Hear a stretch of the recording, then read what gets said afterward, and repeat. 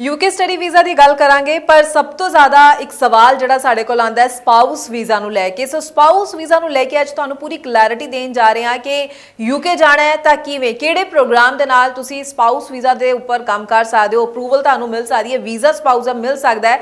सो ये इन्फॉर्मेशन ये प्रोग्राम बारे डिटेल विच सारे जरूर समझण जिन्हां ने भी अगों अपनी प्लैनिंग कीती होई है कि मेन एप्लीकेंट ने तां जाना ही है, स्पाउस नूं भी नाल लैके जाना है, तां इस प्रोग्राम के अकॉर्डिंग ही तुसीं अपने अगों दी प्लैनिंग्स कर सकते हो। स्वागत है जी सारिਆਂ ਦਾ। मैं हाँ हरजोत कौर डिटेल विच पूरी इन्फॉर्मेशन तुहाडे नाल सांझी करनगे स्टडीज केयर अब्रॉड दे चंडीगढ़ ब्रांच हैड अनीता पंडराल जी साडे नाल ने। बहुत बहुत स्वागत है जी। सत श्री अकाल। सत श्री अकाल। सो अनीता जी अज के टाइम के जो देखिए तो स्पाउस वीज़ा नूं लैके ऑप्शनस बहुत ही ज़्यादा घट नज़र आ रही ने। हर कंट्री स्ट्रिक्ट किते ना किते हो ही रही है, लेकिन हुण भी जो है यूके ने एक बहुत चंगी ऑप्शन दी हुई है स्पाउस वीज़ा अप्लाई करने लई। ते इस प्रोग्राम बारे डिटेल विच जरूर दसो की रिक्वायरमेंट्स ने, कदों अप्लाई किया जा सकता है, पूरा प्रोसैस कितना टाइम रहिंदा है जेकर स्पाउस वीज़ा लई भी नाल अप्लाई करना होवे। तो अगर मैं स्पाउस वीज़ाज़ की बात करूँ यूके में तो मैक्सिमम बहुत सारे लोगों को ये पता है कि अगर किसी भी स्टूडेंट ने यूके में एज एन स्पाउस एप्लीकेशन अगर अप्लाई करनी है तो दो चीज़ों पे वो अप्लाई कर सकता है। वन इज़ पीएचडी प्रोग्राम या फिर masters by research. So research वाले जो प्रोग्राम हैं या पीएचडी वाले प्रोग्राम हैं, अगर आप उनमें अप्लाई करोगे तब भी आपकी जो है वो स्पाउस वीज़ा एप्लीकेशन एक्सेप्ट होगी। अब इसमें भी फैक्टर्स आ जाते हैं कि जब भी हम पीएचडी प्रोग्राम का जो प्रोसेस है वो बहुत लेंथी है, उसको तो हम 2 मिनट के लिए साइड रख लेते हैं। लेकिन अगर हम बात करें रिसर्च बेस्ड प्रोग्राम में, रिसर्च बेस्ड प्रोग्राम में दो चीज़ें होती है। जब भी आप मास्टर्स में एप्लीकेशन अप्लाई करो, यूके यूनिवर्सिटीज़ में एप्लीकेशन अप्लाई करो, तो उसमें रहता है कि स्टूडेंट्स को थीसिस सबमिट करवानी पड़ती है या फिर प्रोजेक्ट सबमिट करवाने पड़ते हैं। सो अभी हमारी कुछ यूके यूनिवर्सिटीज़ के साथ कॉन्फ्रेंस थी, तो हमने इस चीज़ के बारे में पूछा कि there are many students who wants to apply UK और वो स्पाउस वीज़ा के साथ अपनी एप्लीकेशन अप्लाई करना चाहते हैं। तो कहीं ना कहीं 2 से 3 यूनिवर्सिटीज़ ऐसी आई हैं, अपीयरेंस हुई है उन यूनिवर्सिटीज़ की कि वहाँ पे जो स्टूडेंट्स हैं वो मास्टर्स बाय रिसर्च में अप्लाई कर सकते हैं। और अगर मैं एंट्री रिक्वायरमेंट की बात करूँ तो बहुत नॉमिनल एंट्री रिक्वायरमेंट है। अगर किसी स्टूडेंट्स ने मास्टर्स बाय रिसर्च में अप्लाई करना है, उनको सिर्फ 2 चीज़ें चाहिए हैं। आपकी बैचलर्स में 55 to 60% होनी चाहिए, अगर आपने मास्टर्स कर रखा है तो भी 55 to 60% होना चाहिए। आइल्स 6.5 नॉट लेस देन 6 ये स्कोर होने चाहिए। Percentage 55 to 60%, IELTS 6.5 not less than 6 ये अगर आपके स्कोर्स हैं then you can apply for these program. इनकी कोई एडिशनल रिक्वायरमेंट नहीं है। और अगर मैं ट्यूशन फीस की भी बात करूँ तो ट्यूशन फीस बहुत नॉमिनल है। ये दोनों यूनिवर्सिटीज़ की जो ट्यूशन फीस है वो ट्यूशन फीस है आपकी 15 लाख 1 ईयर की ट्यूशन फीस से लेके 17 लाख तक जाती है।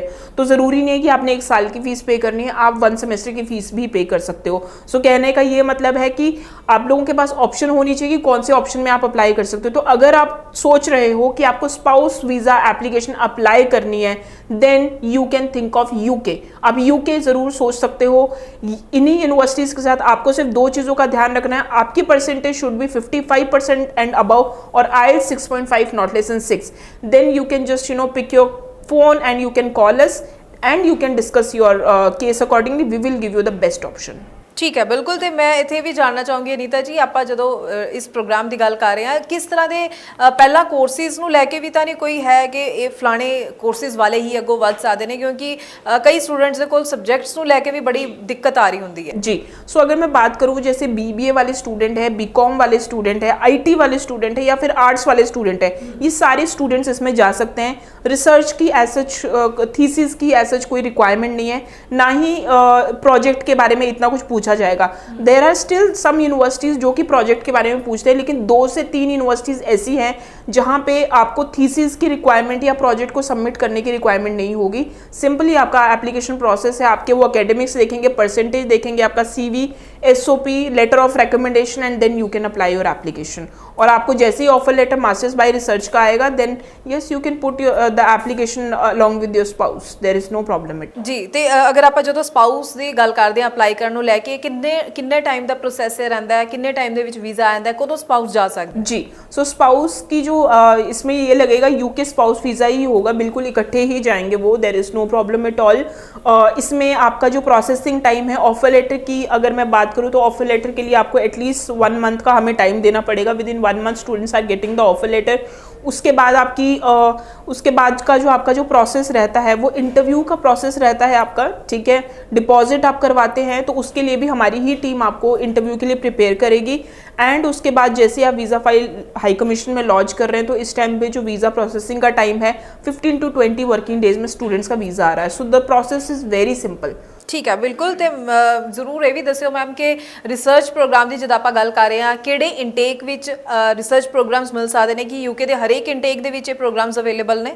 जनवरी एंड सितंबर में आपको ये जो प्रोग्राम है वो मिलेंगे आपको। तो अगर कोई स्टूडेंट जनवरी, अभी अगर कोई स्टूडेंट प्लान कर रहा है तो they can apply for the January, deadline not still there, और सितंबर इनटेक में भी अवेलेबल होंगे ये प्रोग्राम। ਚਲੋ ਠੀਕ ਹੈ, ਮੈਨੂੰ ਉਮੀਦ ਹੈ ਕਿ ਸਟੂਡੈਂਟਸ ਨੂੰ ਹਰੇਕ ਪੁਆਇੰਟ ਜ਼ਰੂਰ ਕਲੀਅਰ ਹੋ ਗਿਆ ਹੋਵੇਗਾ। ਫਿਰ ਵੀ ਤੁਹਾਡੇ ਮਨ ਵਿੱਚ ਕੋਈ ਡਾਊਟ ਹੋਵੇ ਤਾਂ ਜ਼ਰੂਰ ਜਿਹੜਾ ਨੰਬਰ ਡਿਸਪਲੇ ਹੈ ਇਸ ਉੱਪਰ ਕਾਲ ਕਰੋ। ਸਟੱਡੀਜ਼ ਕੇਅਰ ਅਬਰੋਡ ਦੀ ਟੀਮ ਤੁਹਾਨੂੰ ਪੂਰੀ ਇਨਫੋਰਮੇਸ਼ਨ ਜ਼ਰੂਰ ਪ੍ਰੋਵਾਈਡ ਕਰਵਾਉਣਗੇ। ਔਰ ਜਿਨ੍ਹਾਂ ਨੇ ਵੀ ਸਪਾਊਸ ਵੀਜ਼ਾ ਲਈ ਅਪਲਾਈ ਕਰਨਾ ਹੈ ਤਾਂ ਟਾਈਮਲੀ ਤੁਸੀਂ ਦੇਖੋ, ਅਗਰ ਆਪਾਂ ਜਨਵਰੀ ਇਨਟੇਕ ਦੀ ਗੱਲ ਕਰ ਰਹੇ ਹਾਂ ਤਾਂ ਸਮਾਂ ਬਹੁਤ ਹੀ ਘੱਟ ਨਜ਼ਰ ਆ ਰਿਹਾ ਹੈ। ਸੋ ਸਟੂਡੈਂਟਸ ਜ਼ਰੂਰ ਧਿਆਨ ਦੇ ਨਾਲ ਆਪਣੇ ਸਮੇਂ ਨੂੰ ਵੀ ਬਚਾਉਣ, ਸਹੀ ਪ੍ਰੋਸੈਸ ਨੂੰ ਫੋਲੋ ਕਰਨ ਤਾਂ ਕਿ ਟਾਈਮਲੀ ਤੁਹਾਨੂੰ ਤੁਹਾਡਾ ਵੀਜ਼ਾ ਵੀ ਜ਼ਰੂਰ ਮਿਲ ਸਕੇ। ਸੋ ਤੁਸੀਂ ਬਹੁਤ ਚੰਗਾ ਹੋਏਗਾ ਜੇਕਰ ਤੁਸੀਂ ਸਟੱਡੀਜ਼ ਕੇਅਰ ਅਬਰੋਡ ਦੇ ਆਫਿਸ ਵਿਜ਼ਿਟ ਕਰੋ, ਆਪਣੇ ਡਾਕੂਮੈਂਟਸ ਦੇ ਨਾਲ ਅਸੈਸਮੈਂਟ ਕਰਵਾਓ, ਸਹੀ ਆਪਸ਼ਨਸ ਦੇ ਨਾਲ ਅੱਗੇ ਵਧੋ। ਬਹੁਤ ਬਹੁਤ ਥੈਂਕਸ ਅਨੀਤਾ ਜੀ, ਪੂਰੀ ਇਨਫੋਰਮੇਸ਼ਨ ਤੁਸੀਂ ਸਟੂਡੈਂਟਸ ਨਾਲ ਸਾਂਝੀ ਕੀਤੀ ਹੈ। ਅੱਗੋਂ ਵੀ ਅਸੀਂ ਸਟੂਡੈਂਟਸ ਦੇ ਲਈ ਇਸੇ ਤਰ੍ਹਾਂ ਨਾਲ ਹੋਰ ਇਨਫੋਰਮੇਟਿਵ ਵੀਡੀਓਜ਼ ਲੈ ਕੇ ਆਉਂਦੇ ਰਵਾਂਗੇ। ਫਿਲਹਾਲ ਲਈ ਦਿਓ ਜੀ ਇਜਾਜ਼ਤ। Thank you so much. Thank you so much.